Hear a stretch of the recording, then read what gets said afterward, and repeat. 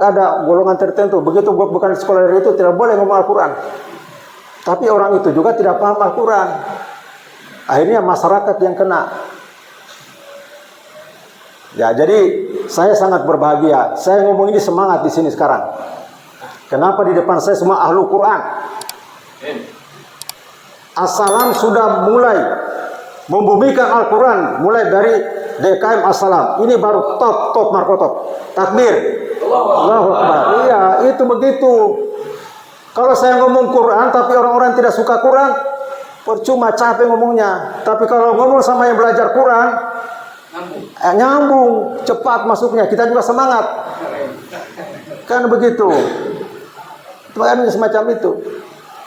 Makanya kadang-kadang Pak Ridwan juga, Pak Ridwan dulu dia mengeluh waktu ceramah yang lalu, menghubungkan tentang Al-Quran dengan kepemimpinan. Jadi saya sekarang tidak ngurus-ngurus pemimpin lagi, saya sudah lama tidak nonton TV, malas. Kalau saya nonton TV, saya punya adrenalin naik, jantung saya berdebat keras, emosi naik. Akhirnya apa yang saya hafal itu hilang semuanya. Jadi saya tidak bodoh, tapi saya tidak bodoh. Saya tidak nonton TV, tidak bodoh saya. Karena kalau nonton TV, aduh. Tapi kita yakin bahwa ada Malik Yaumiddin. Itu aja, tenang. Malik Yaumiddin, saya percaya Malik Yaumiddin. Ya Allah, Malik Yaumiddin saya yakin, Pak. Biarkan mereka mau pagar apa, mau pagar laut segala macam, silakan. Saya takut nanti suatu saat pemerintah menggunakan peraturan tidak boleh masyarakat meningkat rumahnya. Karena di atas itu sudah milik pemerintah, tidak boleh meningkat. Coba itu. Betapa rusaknya kita punya negara itu. Kenapa? Jauh dengan Al-Quran. Ngomong tidak sesuai kenyataan. Begitu kita nonton, saya cuma titip sama istri saya aja, Bu, apa beritanya hari ini masalah Quran? Hasto sudah ditangkap, ya udah sampai di situ aja. Kita boleh baca Quran. Harus kita mulai, waktu ini cepat, Pak. Kita tidak tahu kita kapan sudah dijemput, waktu cepat. Kalau kita ngurus aduh susah. Nanti ada yang ngurus, Malik Yaumiddin yang ngurus itu. Tidak usah kita pikirkan. Sehingga kita tenang. Banyaklah istighfar kita, banyak istighfar. Wa bil ashari hum yastaghfirun. Itu perintah. Waktu sahar beristighfarlah kamu. Kan semacam itu. Astaghfirullah Rabbal baroya. Astaghfirullah minal khotoya.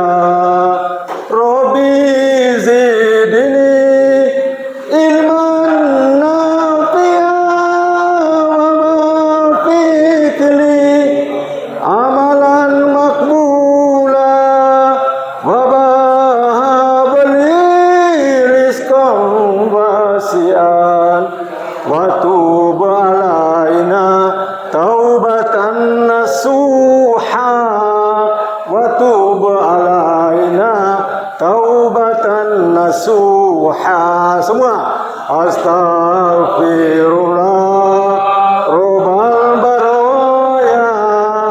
Astaghfirullah minal khotoya. Astaghfirullah Rabbal baroya. Astaghfirullah minal khotoya.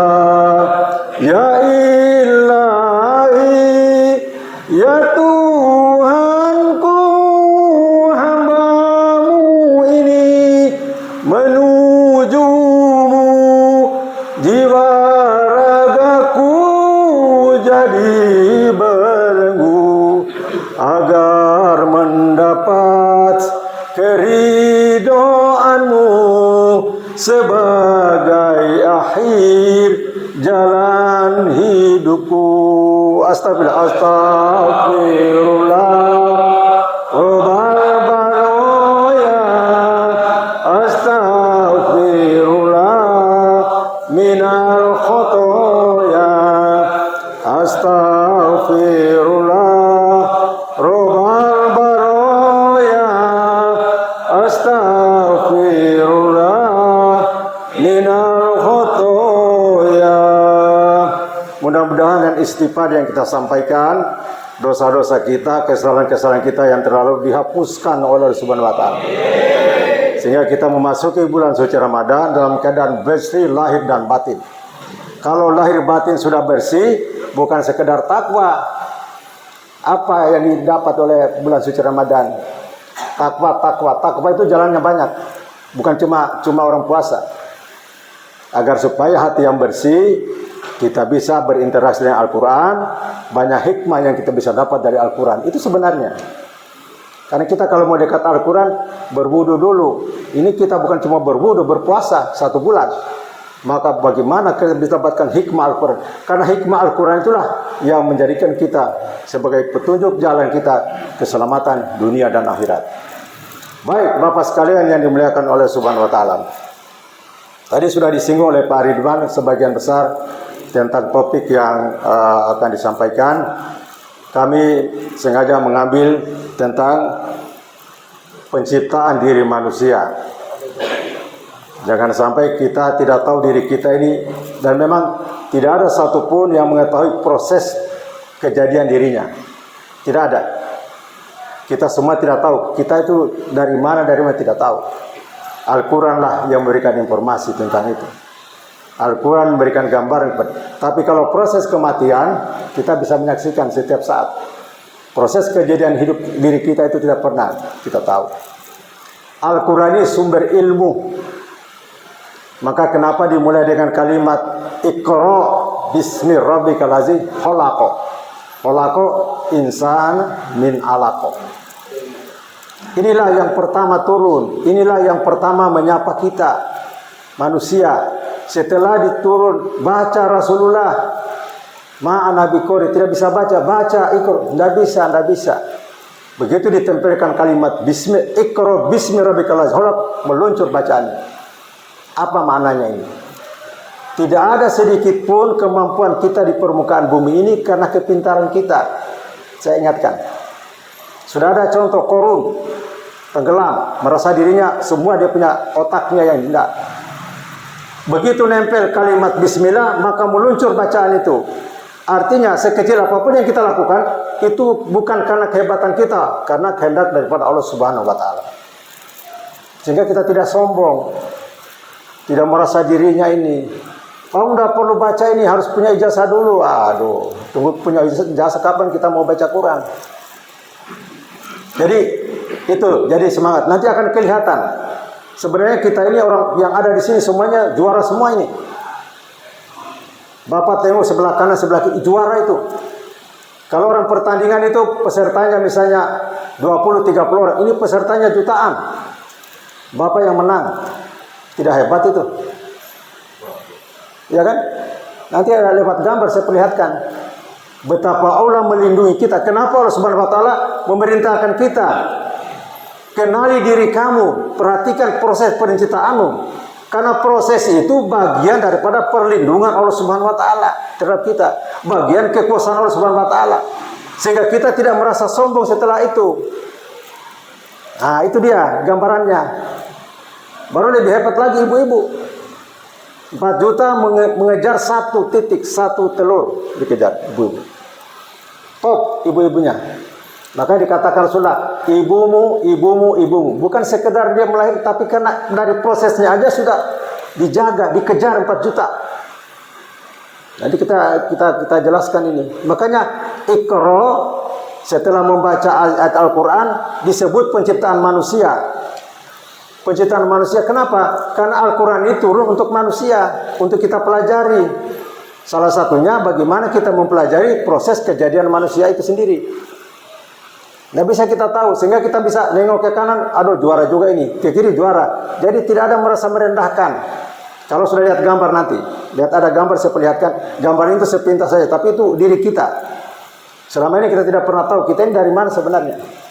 Makanya berdasarkan itu saya mengambil, tadi sudah dibacakan Pak Ridwan. Ayat yang kelima ada surat At-Tariq. Ini kalau kita salah baca ini Pak Jun sama Pak Sarif ini bisa ini, makanya saya hati-hati membaca ini ya, karena beliau kita lagi semangat belajar Quran ini. Jadi kalau tapi harus dibaca juga. Nanti kita minta maaf sebentar kalau salah baca. At-Tariq ayat 5. Aporiko. Nah, aporik, ada to di situ. Itu to ini pangkal lidah itu dibengkokkan. Ada 7 ayat istilah, 7 ayat 7 huruf itu dibengkokkan ayat lidah. Kalau tidak salah, Pak Sarif salah itu, salah. Ya memang harus kita ikuti belajar. Dan Al-Salam sudah mulai, makanya saya senang. Ada berapa kelompok, 8 kelompok, subhanallah. Harusnya begitu. Tidak ada istilah malu, tidak ada istilah terlambat, tidak ada. Ada yang mengatakan bahwa kenapa Pak Dokter kalau ngomong tidak bicara kesehatan? Kalau bicara kesehatan tidak di masjid, di luar. Harus bayar. Kalau sini nggak bayar. Kan begitu. Bayar. Kalau bicara kesehatan, ini bercanda. Iya kan? Itu kalau kita bicara kesehatan Al-Quran tidak bicara ayat, Pak. Tidak bicara surah, bicara huruf. Huruf. Kenapa dikata Rasul katakan bahwa anugerah yang paling besar setelah Islam itu adalah kesehatan. Belajar baca babi bubab bubang bani babna minal mubni mabibam bani ba. Itu hurufnya pertemuan bibir atas bibir bawah. Sudah semangat bacanya, udah betul itu, mau tambah huruf. Besoknya kena sariawan, bibir atas bersariawan. Coba baca, mengalir air mata yang mengalir itu, nggak bisa baca. Makanya disyukuri. Makanya itu hubungannya dengan kesehatan. Dosa bicara huruf saja berhubungan. Penting kesehatan itu.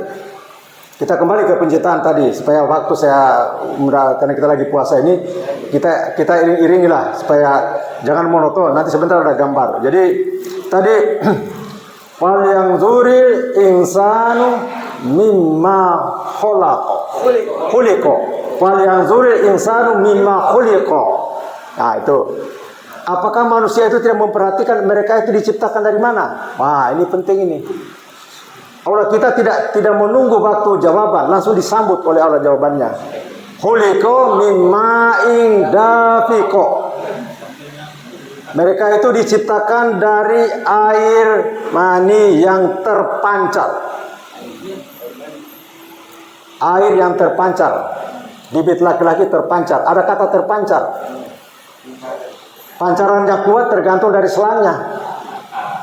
Kalau selangnya tidak kuat, pancarannya tidak kuat. Kenapa harus terpancar? Memang harus terpancar karena nanti dia akan melalui ranjau yang berbahaya dan bisa mematikan jutaan. Ada bagian daripada reproduksi perempuan itu, bagian serviks itu bisa mematikan sampai jutaan sel-sel bibit laki-laki. Makanya ada yang berkata, kenapa kalau laki-laki perempuan cuma satu, ini laki-lakinya jutaan. Kalau laki-laki satu juga dikeluarkan, tidak akan ada keturunan. Karena ranjaunya itu sangat berbahaya.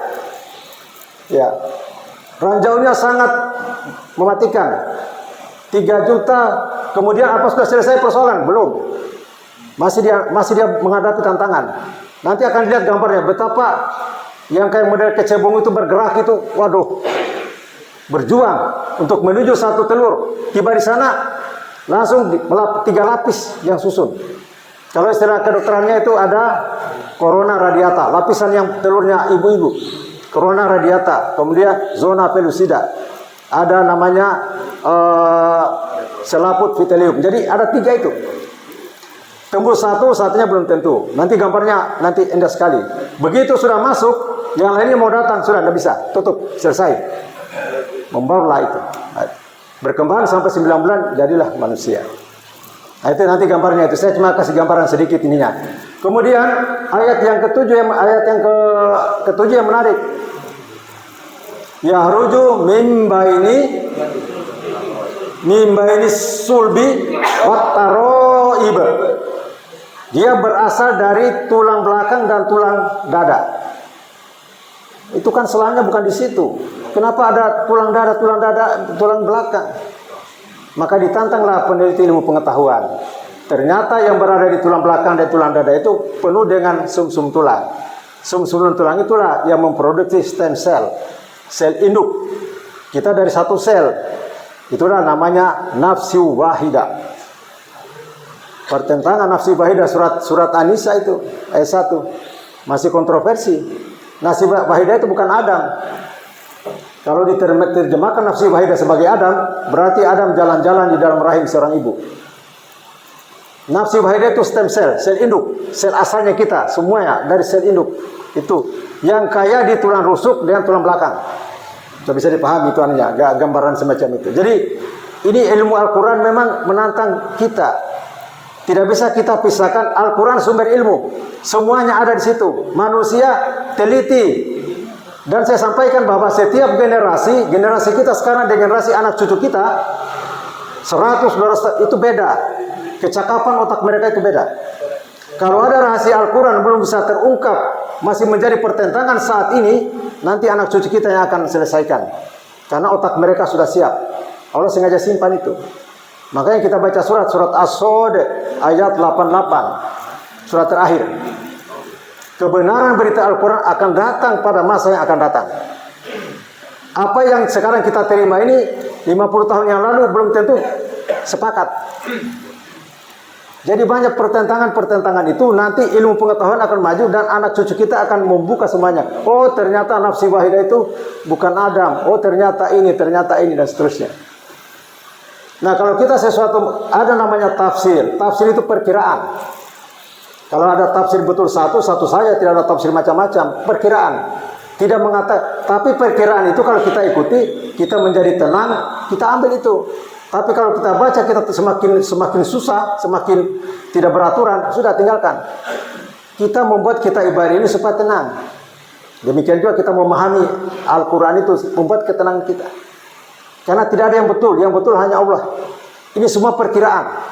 Diperkirakan, mendekati kebenaran, tapi tidak benar mutlak. Sama juga ilmu kedokteran begitu, perkiraan. Gambar-gambar yang ditampilkan merupakan perkiraan. Baik, Bapak sekalian yang dimuliakan oleh Allah Subhanahu wa taala. Dan itu sudah gambarannya. Makanya kita tahu dari mana manusia itu diciptakan. Slide berikut Pak Ridwan. Slide-nya Pak Ridwan. Dari mana manusia itu diciptakan? Ah ini dia. Diciptakan dari tanah. Waduh. Ini ayatnya banyak sekali dari tanah. Kita bingung bagaimana caranya tanah itu jadi manusia. Nah ini penting. Apakah dicetak kayak cetak bataku begitu baru dimasukin roh? Kan tidak begitu. Ada ilmunya. Maka tanahnya itu macam-macam. Ada namanya tanah tin, ada namanya tinil lazib, ada namanya solsolin min ma'in kal fahar, ada namanya solsolin min hamain ma'in, ada namanya tanah turab. Saya bisa jadi ahli geologi gara-gara ini saya sudah tahu tanah-tanah di permukaan bumi. Tanah. Macam-macam tanah itu dijelaskan. Tapi kita harus cari itu tanah. Bagaimana tanah itu berproses? Dia menjadi turab. Turab itu debu. Dia topsoil. Tanah permukaan 20 cm tebalnya. Tanah yang paling subur. Mengandung unsur hara yang paling ini. Disitulah tumbuh tanaman. Tumbuh jagung, tumbuh pisang, tumbuh segala macam. Maka mengandung zat kimia di dalam tanah itu. Zat kimia itulah biokimia itu yang sama di dalam tubuh kita. Itulah yang diisap oleh tanaman, jadi daun, jadi buah, jadi sayur. Sayur dimakan kambing, zat kimia itu pindah ke daging kambing. Daging kambing dimakan manusia, zat kimia pindah ke manusia, jadi darah, jadi sperma, jadi ovum, jadi manusia. Gambarnya semacam itu. Jadi jangan pernah kita berpikir mencetak baru tidak ada urusan. Karena Al-Quran tidak pernah menjelaskan itu. Tidak ada dicetak. Jadi disaripatikan, sulalatin mintin, disaripatikan. Jadi kalau kita bikin kita cukur kelapa itu santannya, itu sarinya, yang ampasnya dilepas. Setelah jadi turab. Turab itu tanah debu, saya jelas tadi, itu tanah humus, itu yang paling subur. Topsoil kalau istilah geologinya, topsoil. Disitulah tumbuh tanaman. Kalau ada banjir di bawah itu tanah itu langsung tandus, tidak bisa tumbuh. Yang kita makan bisa dipatikan. Kemudian jenis-jenis tanah itu banyak sekali. Tadi saya sudah jelaskan. Ternyata kita bukan cuma dari tanah, dari air. Surat Al-Anbiya 30. Semua yang hidup itu dimulai dari air. Coba itu. Oh, dari air. Tubuh manusia ini 70% dari berat badannya itu mengandung air. Kalau kita tidak minum 3 hari 4 hari habis kita. Tapi kalau kita tidak makan sampai 1 bulan 2 bulan masih bisa bertahan. asalkan kita minum. Karena manusia adalah air yang hidup istilahnya. Pun air kita punya tubuh penuh dengan air 70%. Itu yang paling ini. Manusia dari air. Semua hewan itu berasal dari air. Peninggalannya itu kodok. Masih di air dia masih berekor, bernapas dengan insan. Setelah naik ke darat, bernapas dengan paru-paru dewasa. Jadi Allah sengaja kasih tinggal itu supaya kita kenapa ini ada kodok yang begini? Ternyata semua hewan itu asalnya dari air. Kalau diteliti dari air. Setelah itu mereka berjalan dengan perutnya, berjalan dengan dua kaki manusia, berjalan 4 kaki dan seterusnya. Kemudian ditumbuhkan. Pak Jun suka baca ayatnya itu, surat Nuh 17. Apa Pak Jun? Surat Nuh 17. Lupa kan? Nah, itu lupa. Jadi lupa. Kalau dari tengah lupa dong. Iya. Lupa. Ditumbuhkan itu Pak Jun kalau jadi imam lupa itu yang itu tadi itu. Nah, surat Nuh 17. Kita ditumbuhkan. Kata Sayyid Qutb, manusia itu sama dengan tumbuhan, menyusu di bumi. Jadi dia menyusup, menyerap sama kita satu dengan tumbuhan. Tumbuhan begitu dipersamakan. Surat Nuh 17 itu. Ya. Walazi nabatahu apa?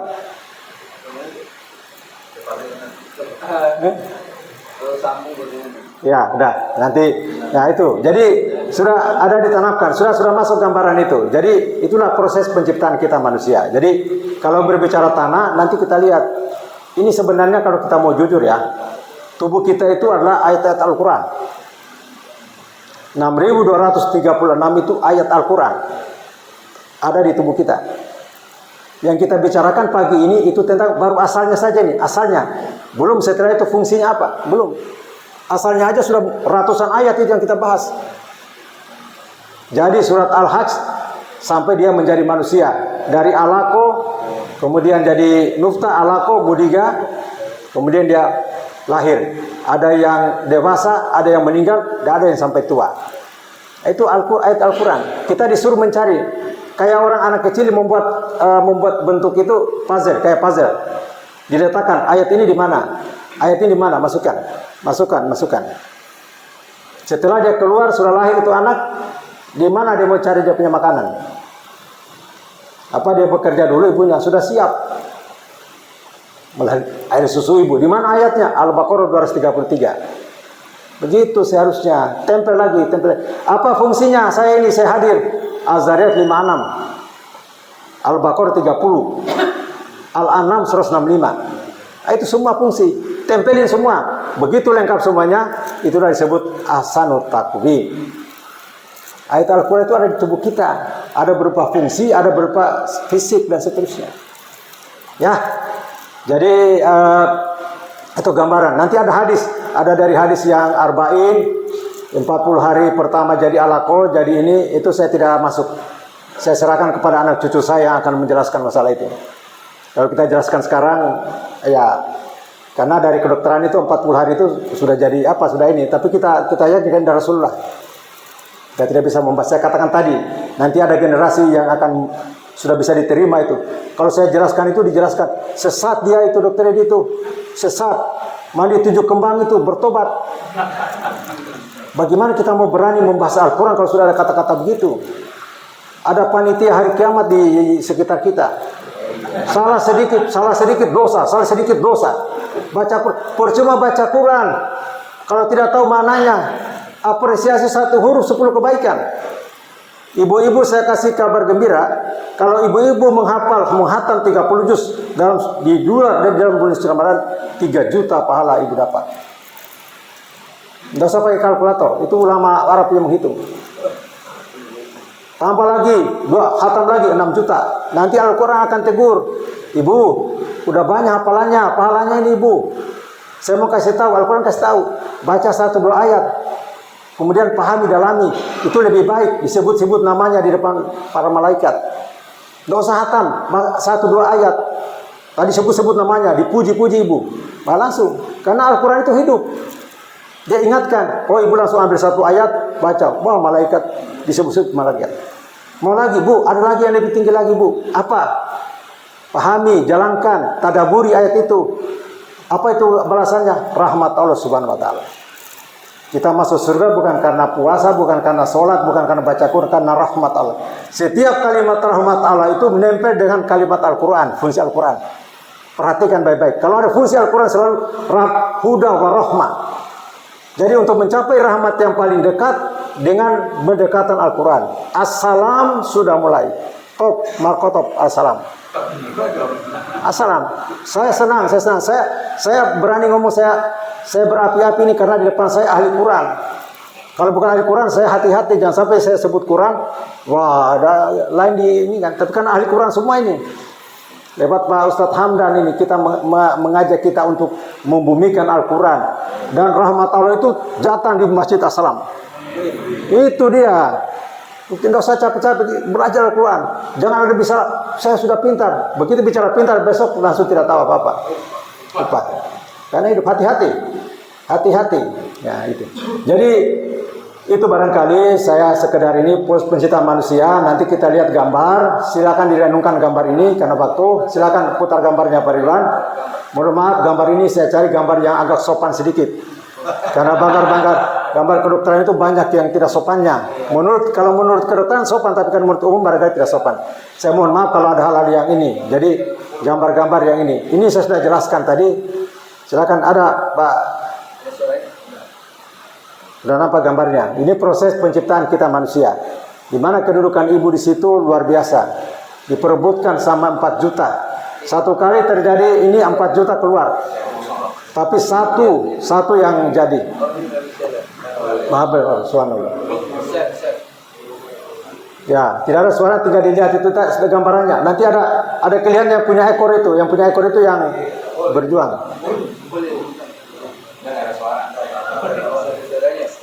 Ya, ada gambar-gambar ini yang ini ibu-ibu tidak bisa lihat, nanti cuma ibu anggap aja ibu itu paling top. Diperebutkan oleh 4 juta orang, coba 4 juta yang kejar satu telur. Hebat. Nah, ada suaranya ya? Ya udah.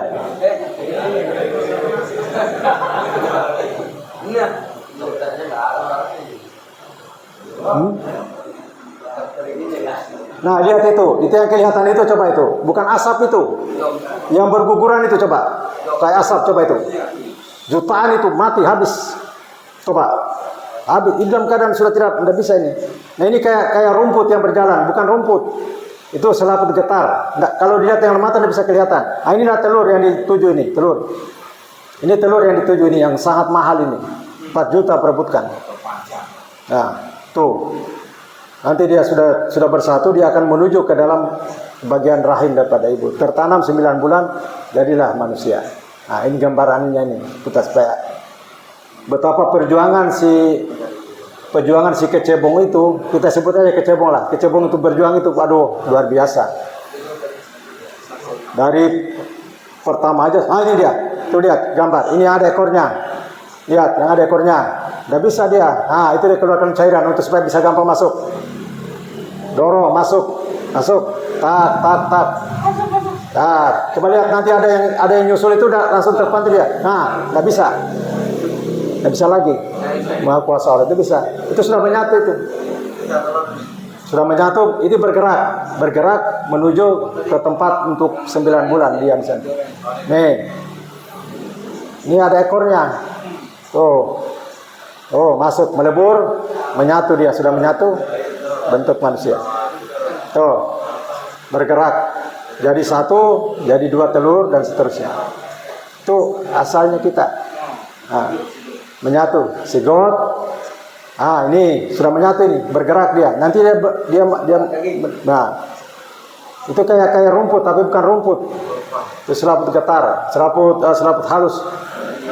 Ya. Lupa, ini sudah menyatu, ini sudah menuju ke tempat ke dalam ini untuk diam, nah itu kayak jatuh dia, kayak tuh, bukan jatuh dia, nah itu, dia berkembang, itulah kita. Prosesnya, jadi dia punya akar, awalnya punya akar, jadi plasenta, akar itu, jadi plasenta berkembang, terus berkembang. Proses perkembangan ini masih di dalam subhanallah. Tidak ada kita nggak ada yang bisa kita katakan melihat ini. Asalnya kita luar biasa, mahal suci Allah. Nggak ada yang sombong, nggak ada yang melihat ini.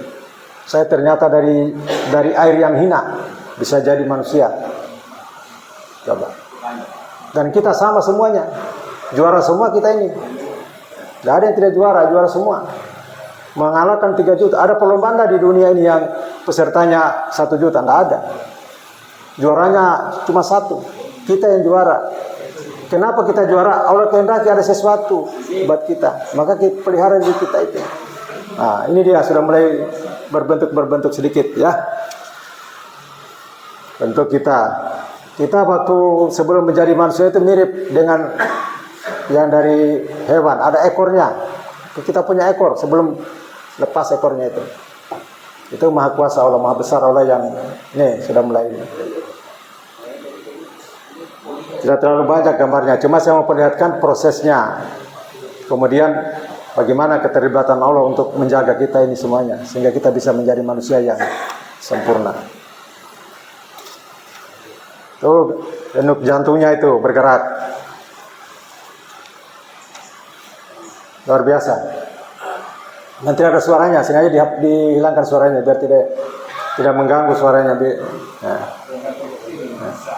Ini yang bergerak-gerak itu jantung, sudah terbentuk. Jadi sebutkan minggunya minggu keberapa di situ, sudah terjadi jantung dan seterusnya. Nah kalau masih kayak begini, ini kalau disamakan dengan yang hewan hampir sama, nggak bisa dibedakan mana yang manusia, mana ini. Begitu dia berpindah usianya, baru bisa tahu, oh ini manusia yang ini. Wah, naullah, nah suci Allah ini. Kepalanya besar, itu belum, itu masih ini sekali, masih bentuk kayak sekitar alako lah, yang nempel itu ini. Alako. Ya, habis ya. Nah, jadi itu saya kira itu yang bisa kita renungkan untuk penciptaan diri kita. Jadi kabar baik sekali lagi ibu-ibu, Bu Kiki pimpinannya Ibu Kiki di belakang kalau saya tahu. Bu Kiki ada Bu Kiki. Bu Kiki nanti 3 juta dapat Bu Kiki itu kalau hatam ya. Tambah lagi 2 kali hatam 6 juta. Tapi nanti ditegur Al-Quran. Bu Kiki tidak usah capek-capek ambil 1 ayat, pelajari itu disebut-sebut namanya. Itu harusnya begitu. Kalau udah capek sampai tamat, disayang kita Al-Quran itu hidup ya. Saya kira barangkali itu yang saya sampaikan. Semuanya yang saya sampaikan ini bukan karena kelebihan saya hanya menyampaikan semuanya Allah yang berkehendak untuk kita bisa menyampaikan.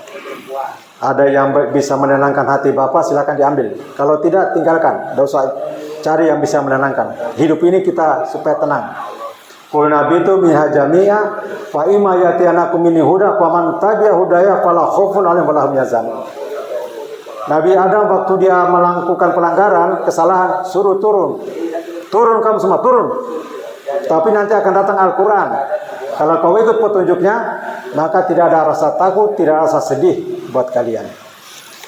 Itu barangkali yang saya sampaikan. Kita mengutip satu pernyataan dari seorang sufi yang terkenal, Yahya bin Mu'az Ar-Razi, mengatakan, Man arofa nafsahu faqad arofa rabbahu. Siapa yang mengenal dirinya, pasti dia akan mengenal Tuhannya. Saya kira itu Bapak sekalian yang bisa saya sampaikan. Dan kita tutup dengan kafaratul majelis. Subhana rabbuka wa bihamdika asyhadu an la ilaha illa anta astaghfiruka wa atubu ilaik. Wassalamualaikum warahmatullahi wabarakatuh.